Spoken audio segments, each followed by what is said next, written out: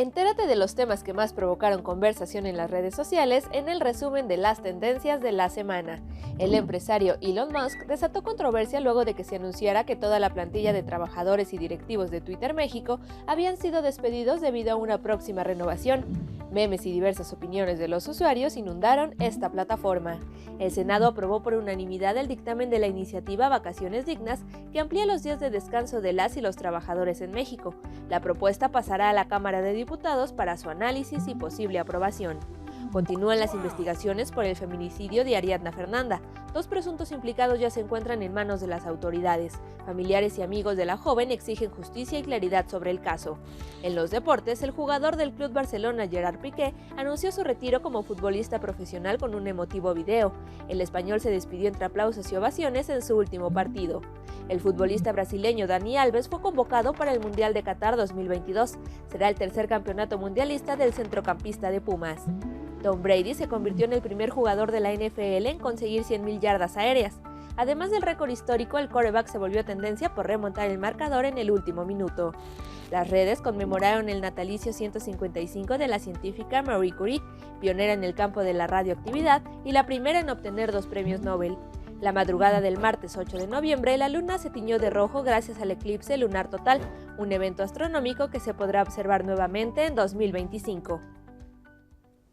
¿Qué tal, amigos y amigas? Qué gusto saludarlos nuevamente a una emisión más de En Trending, que como ustedes recuerdan la semana pasada, pues bueno, estamos de fiesta después de lograr nuestras primeras 100 emisiones y esperando que sean 100, 200 o 500 las que vengan, pero no sin antes agradecerle a todos ustedes por ser nuestra audiencia y por seguir al pendiente de todos los temas en tendencia que nosotros traemos para ustedes y por supuesto con nuestra perspectiva que caracteriza TV UNAM. Soy Alberto García Ramos y antes de entrar a la materia de nuestro programa de hoy, de nuestra emisión 101, tengo mucho gusto de saludar a mi compañera conductora, que ustedes ya la recordarán de esas primeras temporadas cuando estábamos trabajando de manera remota, pero hoy Frida Islas está haciendo su debut aquí en las instalaciones de TV UNAM. Frida, ¿cómo estás? Qué gusto que estés de regreso y empezando aquí con nosotros en las instalaciones. Estoy muy bien, Beto, gracias, muy feliz justamente de regresar a las conducciones y como bien lo dices ahora desde el estudio, pero también estoy muy emocionada justamente por el tema que vamos a abordar en este programa.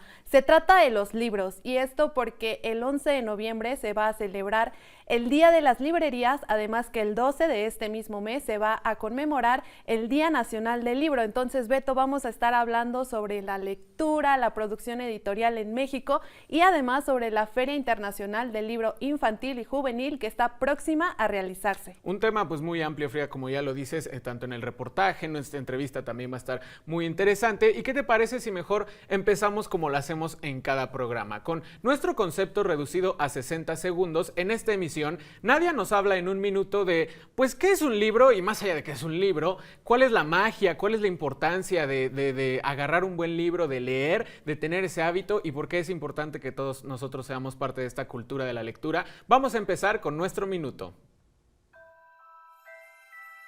En la historia de la humanidad existe un objeto que al abrirlo nos puede transportar por el mundo para conocer muchas historias y las vidas de distintos personajes, reales o de ficción. Sin importar su tamaño o su peso, ese objeto también nos hace experimentar emociones. Por eso algunos queremos atesorarlos para siempre, otros tal vez no deseamos abrirlos nunca jamás. Así es el libro, lleno de letras, palabras y oraciones. Son el alma de librerías y bibliotecas que los resguardan para ser elegidos. En ellos aprendemos a leer y cultivar el conocimiento y la imaginación, gracias a los autores que los escriben. A pesar del paso del tiempo, los libros se modernizan y se adaptan a los gustos y necesidades de la gente. Producirlos y venderlos no es tarea fácil, pero nunca dejarán de existir mientras haya quienes quieran escribir historias y quienes tengan la curiosidad y el ánimo por leerlas y escucharlas. Bien, ya lo adelantábamos en la introducción de esta emisión, también vamos a hablar de la industria editorial en nuestro país y particularmente, pues bueno, se sabe, Frida, que mucho se habla que México es un país en el que no existe el hábito de la lectura y bueno, si bien sí hay datos, digamos, que respaldan esta aseveración, pues bueno, es todo un problema macroestructural en el que no se reduce a simplemente que la gente no quiera leer y hay otros factores que están afectando a toda la industria. Exactamente, Beto, son diferentes los factores que intervienen y que dificultan el acceso de la población mexicana a los libros, y pues justamente estos pueden ser de carácter sociocultural, económico o incluso que el recurso principal con el que se elaboran los libros, que es el papel, pues ahora se encuentra en una situación de peligro de extinción. Justamente sobre la situación actual de la producción editorial en México, Renata esta semana nos apoyó haciendo el reportaje, así que ¿qué te parece, Beto, si para entrar en materia vamos a verlo?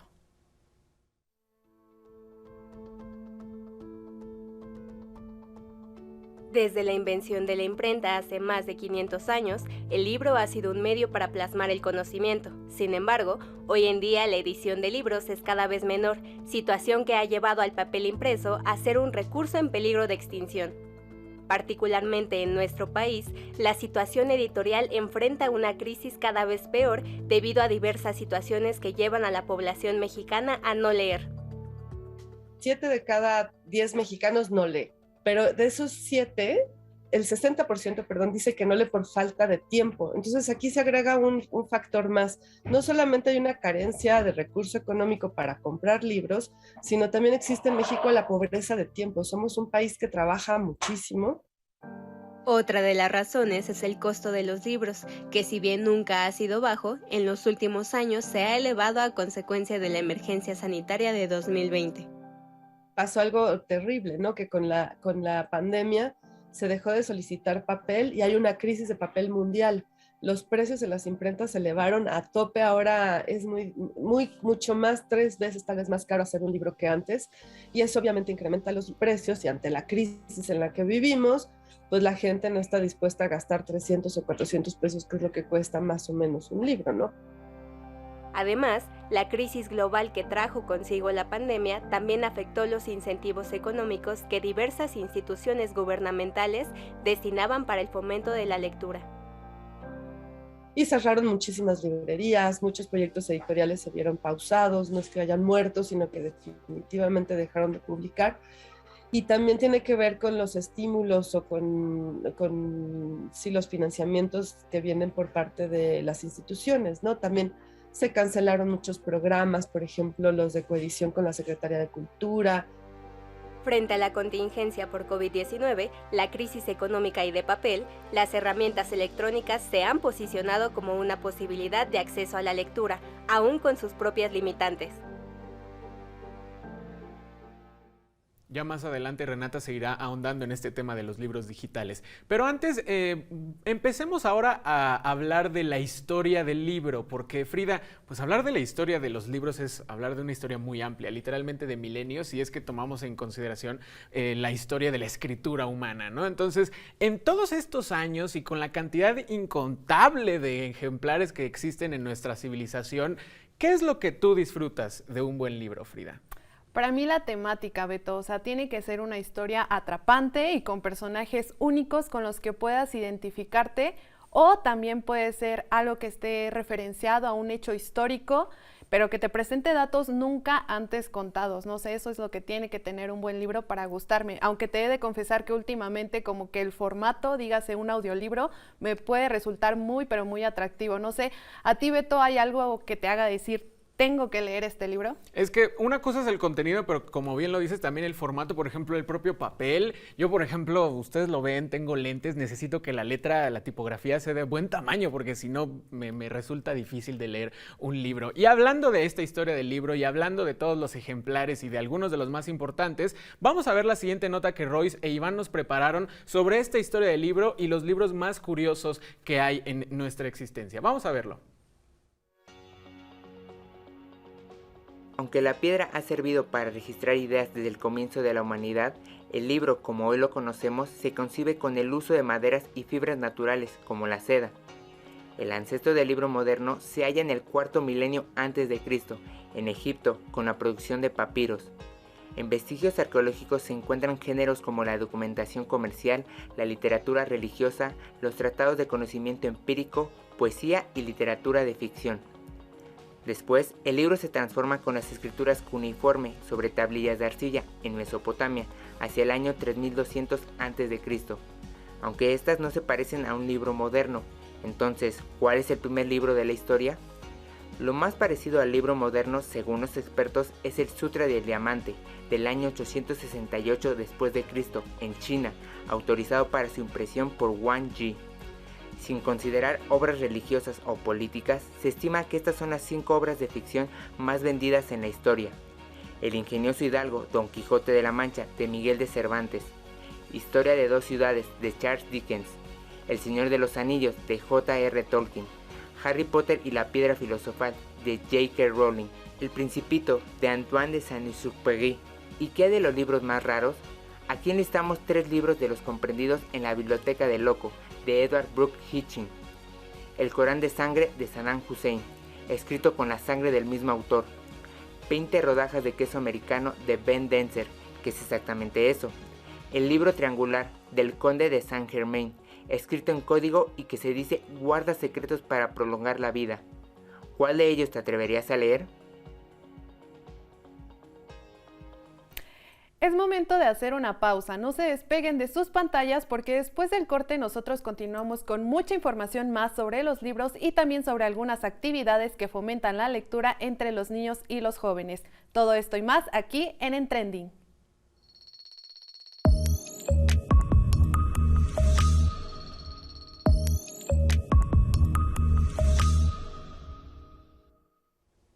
Continuamos con mucha más información sobre los libros aquí en Trending. Y es que la forma en la que leemos se ha modificado justo a la par que el desarrollo tecnológico ha avanzado, por lo que hemos pasado de consumir los libros en su forma clásica, tradicional, en papel, a ahora poder leerlos desde un dispositivo electrónico. Esto, por supuesto, ha traído sus beneficios, pero de igual forma también sus propias limitantes. Beto, ¿a ti cómo te gusta leer más? ¿De forma física o de forma digital? Fíjate, Frida, que yo no tengo una preferencia, pero pues sí entiendo también los dos lados de una cierta discusión que existe en el sentido de pues muchos puristas, ¿no? Que todavía defienden el papel y el libro, y o sea, el libro como lo conocemos, ¿no? Pero también hay que aceptar, o al menos creo yo, que pues si puedes leer un libro en tu teléfono mientras vas en el metro, en el camión, lo hace mucho más práctico y nos ayuda a que muchos mexicanos, que bien se habla de que no hay un hábito de la lectura, pues bueno, entonces tengamos este hábito gracias a traerlo en nuestros celular, por ejemplo. Así es, Beto, y pues bueno, justamente con estas ideas en mente sobre las modificaciones que ha tenido la producción editorial, vayamos a ver la última parte del reportaje en la que conoceremos un poco más de cuál es su situación actual. El cierre de librerías por la pandemia transformó de manera permanente la práctica de la lectura, aumentando la venta de libros electrónicos que han rescatado el acceso a la lectura de manera inmediata. Sí hemos observado, y como repito, en nuestro ámbito, que hay más demanda del libro electrónico. Sobre todo durante la pandemia, esto se incrementó considerablemente por pues el confinamiento. Le facilitó a las comunidades el acceso al conocimiento, a la información a través del libro electrónico. Entonces sí tuvimos un incremento, pero ya venía el incremento, pero sí se intensificó durante la pandemia. Las publicaciones digitales incentivaron el fomento a la lectura durante el confinamiento, pero a su vez representan un reto para las editoriales, quienes deben adaptarse a las herramientas tecnológicas. Ahora las editoriales tienen un desafío, porque tienen que tener plataformas donde ellas garanticen el acceso constante las 24 horas al libro, porque muchas veces también ellos pagan a estas plataformas y luego cambian y se rompen los vínculos. Entonces eso crea mucho malestar para la comunidad. Además, las herramientas digitales también exigen un dispositivo y conectividad, que en un país donde solo 66.4% de los hogares cuentan con una red de Internet, resulta aún de difícil acceso para la población. Que el libro electrónico también facilita pues, un alcance mayor, porque mucha comunidad lee en el celular, que también eso ha generado cierta malestar en la lectura. No es lo mismo leer en un dispositivo con una pantalla mayor que en un celular, pero todavía hay personas, y en la pandemia lo vimos, que no tenían la posibilidad de acceder a la conexión o a otro dispositivo porque lo compartían en su casa. Las limitantes con las que aún cuentan los libros digitales le permitirán a las publicaciones físicas circular por las manos mexicanas por mucho tiempo más. Rescatar el valor de aprendizaje y entretenimiento de los libros será muy importante para hacer frente a la crisis editorial en nuestro país y con ello salvaguardar la riqueza cultural de los cada vez más escasos libros físicos.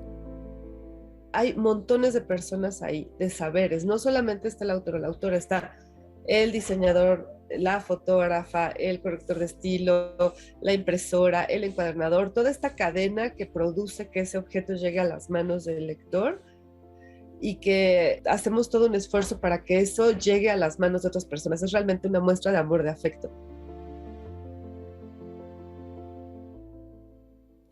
Si vamos a hablar del hábito de la lectura, pues también es muy importante hablar del hábito desde los niños y los jóvenes, particularmente en nuestro país, y es por eso que ya muy cerca de que inicie la Feria Internacional del Libro Infantil y Juvenil, nos vamos a enfocar en esta particularidad para nuestro país. Y tenemos un invitado muy especial para eso. Eduardo Limón nos acompaña a nuestra entrevista. Él es el jefe de Relaciones Públicas del Fondo de Cultura Económica, el fondo siendo uno de los organizadores de esta feria. Estamos muy agradecidos, Eduardo, de que estés aquí con nosotros. Bienvenido. En Trending. Al contrario, Frida, Alberto, me da mucho gusto saludarlos y saludar a toda la audiencia.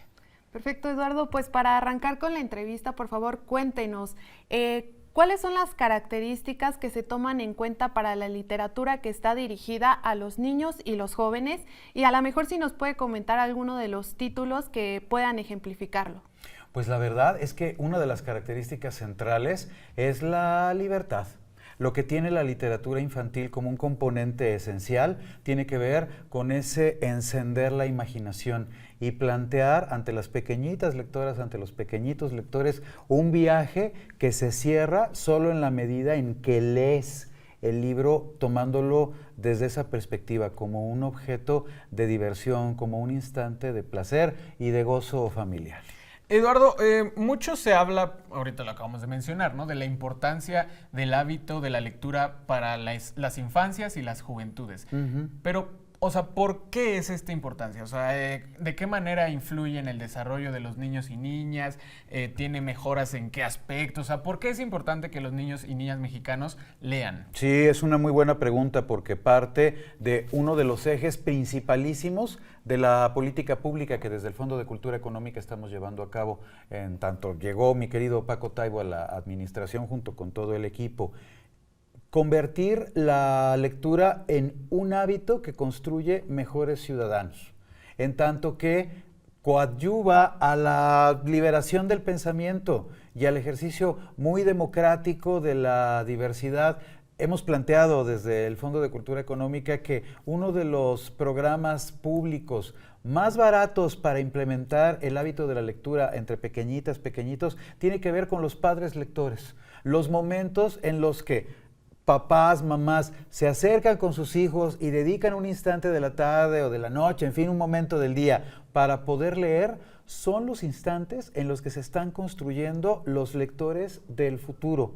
Y es cierto que en tanto vehículo para articular la imaginación, la lectura va creando seres humanos sensibles y muy abiertos a la diversidad del mundo y a la diversidad del pensamiento. De ahí viene la importancia nodal de dedicar un espacio para habituar a las pequeñitas, a los pequeñitos, a ser habitantes de este fabuloso planeta que es el de los lectores. El clásico leerles antes de dormir, pues es... Por ejemplo, que además es un ritual hermoso, porque implica justo eso, la cercanía familiar, pero también el comenzarte a hacer a la idea de otras ideas. Que al final eso es un poco de lo que se trata la literatura. Exacto. Un autor lanza una idea, ¿no?, desde su escrito hacia el mar del tiempo, y en algún punto una lectora, un lector de otro sitio tomará ese mensaje y lo interpretará en su imaginación. Y ese diálogo que plantea la literatura es único y es el que fomentamos muchísimo. Y justamente sobre las actividades que pueden fomentar la lectura entre niños, niñas y jóvenes, pues se va a llevar a cabo la Feria Internacional del Libro Infantil y Juvenil. Usted, siendo parte de esta actividad, de este evento, por favor cuéntenos cuál es el objetivo que tienen y cómo es que se puede medir el impacto que este tipo de actividades tienen. Bien, sí, es gran momento para extender una invitación a todos quienes nos miran, que nos acompañen a partir del 11 de noviembre y hasta el día 20 en la primera sección del Bosque de Chapultepec, porque efectivamente vamos a llevar a cabo la FILIJ, la Feria Internacional del Libro Infantil y Juvenil, que es una de las más apreciadas por la ciudadanía. Ahí estaremos en la primera sección del Bosque de Chapultepec y parte de lo que buscamos es generar alrededor de la lectura y del libro un espacio lúdico, colorido, de gran experiencia vivencial, para que las pequeñitas, los pequeñitos se acerquen con sus familias a mirar más allá de las letras y de la experiencia hermosa que implica leer, todo lo que tiene que ver o lo que gravita alrededor del hecho lector. Pláticas con autores, funciones de cuentacuentos, por supuesto música, y van a estar puppets. En fin, vamos a meter una diversidad de eventos que realmente lo que persiguen es eso, enriquecer la experiencia lectora de pequeñitas, pequeñitos, que además de estarse habituando ya al libro y a la lectura, pues también se van habituando a lo que tiene que ver ya en general con la cultura, que es lo que les va a enriquecer la vida entera. Para cerrar, Eduardo, pues justamente la feria, ¿no? Ya se aproxima y es un evento muy importante. Pero ¿qué otros eventos hay, no? O sea, ¿qué otros eventos se puede pensar también alrededor de este fomento a la lectura constante aquí en nuestro país? Mira, es bueno esto que señalas, porque por un lado están, por supuesto, las ferias, ¿no? La oportunidad de que familias se acerquen y vean a los autores y los eventos que yo te estaba planteando. Pero los clubes de lectura, que han crecido en la administración a todo lo largo ancho de la República, también se han convertido en una herramienta casi que imprescindible para el fomento lector. El punto en el que una ciudadana, un ciudadano recibe una dotación de libros que luego va a compartir con su comunidad es magia pura. Y es justamente lo que también nosotros estamos apoyando mucho desde el Fondo de Cultura Económica. Al final es de lo que se trata, de que todas las ciudadanas, los ciudadanos ejerzan el derecho que tienen a obtener literatura de buena calidad y ya de paso, bueno, libros a muy buen precio. Exactamente, Eduardo, pues le agradecemos muchísimo su tiempo, Frida, que haya venido a esta entrevista y que justamente nos comparta la importancia que tiene el fomento a la lectura entre las generaciones más jóvenes y pues obviamente volver a hacer la invitación para que el público asista a lo que va a ser la Feria Internacional del Libro Infantil y Juvenil, que está próxima a realizarse. Muchísimas gracias, Eduardo. Muchas gracias, Frida, Alberto, y a todos, el querido TV UNAM, muchas gracias. Nuevamente le agradecemos a Eduardo Limón por regalarnos estos minutos. Nosotros le invitamos a que se quede en esta siguiente nota para conocer justamente cómo la universidad, a través de la Dirección General de Publicaciones, coordina toda esta bibliografía que se crea dentro de nuestra universidad y para que sea posible que llegue a los estantes de los lectores. Nota que Gerardo nos preparó en esta semana del Proyecto UNAM. Así que vamos a verlo. Crear un libro no es una actividad sencilla. Más allá de idear y redactar su contenido, un libro debe cumplir un objetivo fundamental: llegar a las manos de los lectores. Con el propósito de promover y difundir el conocimiento desarrollado por los académicos de nuestra universidad, la Dirección General de Publicaciones y Fomento Editorial de la UNAM se encarga de producir y garantizar la comercialización editorial de cientos de libros de distintas áreas del conocimiento. Es gracias a esta dependencia que el trabajo de estudio e investigación de autores y especialistas de nuestra máxima casa de estudios son impresas y distribuidas a lo largo de todo el país, así como en el extranjero. Y sobre todo, trabajados con un lenguaje desde la divulgación. La mirada ha sido buscar construir conocimiento, difundir conocimiento con la intención de llegar a comunidades y a públicos muy amplios. Y también lo que hemos hecho es facilitar el acceso a libros que puedan tener precios mucho más accesibles. En México tenemos una ley del libro vigente y tenemos títulos que ya podrían estar entonces con precios de remate. La pandemia por COVID-19 ha propiciado un incremento en la demanda de libros electrónicos. Esto le ha permitido a Publicaciones UNAM trabajar arduamente en la digitalización durante los últimos años para que algunos libros de versión impresa también puedan estar disponibles en formato electrónico. Entonces hicimos una convocatoria a todas las dependencias de la UNAM que publican para que nos propusieran libros que incrementaran este catálogo, donde nosotros nos encargamos, si es necesario, de digitalizar, si es necesario de la gestión de derechos, en fin, una parte muy importante del trabajo operativo, logístico para tener las ediciones electrónicas, la asumimos en Publicaciones y de esa manera vamos a poder por lo menos duplicar la oferta que actualmente hay. De esta manera, Publicaciones y Fomento Editorial UNAM trabaja en la distribución y venta de ejemplares, ya sea a través de sus librerías, convenios con otras universidades, ferias de libros, así como desde una página web con la que garantiza el derecho humano de acceso al conocimiento. Hemos llegado al final de esta emisión. Esperamos que la información que hoy les compartimos sobre la crisis que se está teniendo en la producción editorial actualmente en nuestro país y también sobre el fomento a la lectura entre las generaciones más jóvenes les haya sido de mucha, pero de mucha utilidad. ¿Cierto, Beto? Sí, ya lo escuchamos ahorita con la entrevista, Frida, que pues a veces es tan fácil como para los que tienen hijos leerles antes de dormir para empezar a fomentar ese hábito y que pues todos en nuestro país pueda deshacerse de esa imagen que si bien ya también lo vimos. Son otros factores, pero bueno, no está de más el poder seguir acercándonos a la literatura. Nosotros los invitamos a que como cada jueves a las 20:30 horas sigan sintonizando en Trending para ver cuántas más emisiones, ojalá sean 500 las que nos faltan con todos ustedes y por supuesto la repetición sábado a las 19 horas y que nos sigan en nuestras redes sociales para seguir al pendiente de esos temas en tendencia que generan la mayor conversación entre los internautas en las redes. Frida, un gusto que hayas ya estado aquí con nosotros en las conducciones en el set. Nosotros nos vamos. Hasta la próxima. Hasta la próxima.